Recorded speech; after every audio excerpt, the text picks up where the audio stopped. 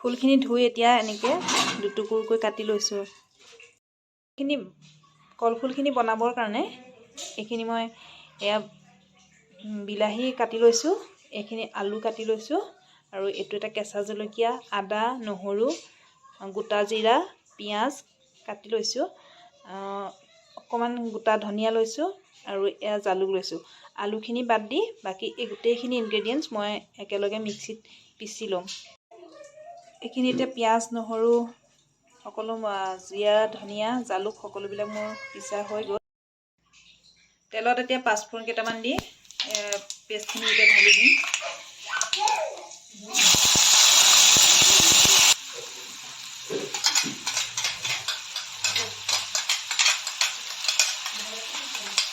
বিলাহী দিয়াৰ কাৰণে এটা সুন্দৰ কালাৰ হৈছিলে। জোখমতে এয়া হালধি দিছোঁ, এতিয়া নিমখ দিছোঁ আন্দাজমতে।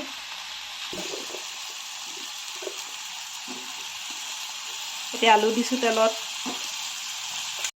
খিনি দি দিলোঁ। এতিয়া ইয়াৰ পিছত ফুলখিনি দিম, আৰু এইখিনি কলৰ ফুলখিনি দিছোঁ।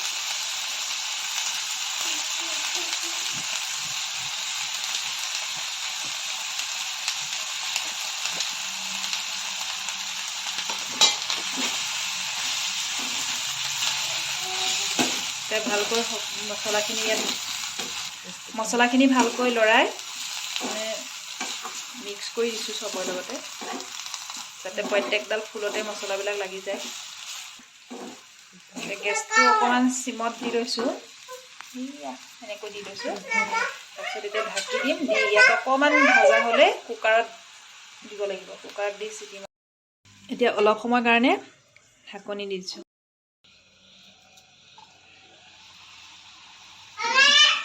এতিয়া প্ৰায় ভজা হৈছে, এতিয়া অলপ লৰাই এনেকৈ কুকাৰত দি দিয়া।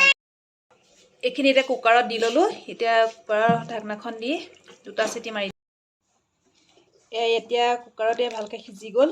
এয়া কুকাৰৰ পৰা উলিয়াই এতিয়া কেৰাহীখনত বাকি দিছোঁ। আকৌ বৰ ধুনীয়া এটা গ্ৰেভি হৈ গৈছে,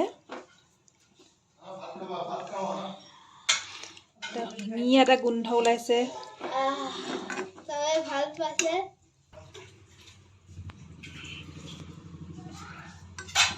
এইদৰে আপোনালোকেও কেতিয়াবা বনাই খাব পাৰিব। আৰু মোৰ ভিডিঅ'টো যদি ভাল পায় আপোনালোকে লাইক, কমেণ্ট, ছাবস্ক্ৰাইব কৰিব। ধন্যবাদ।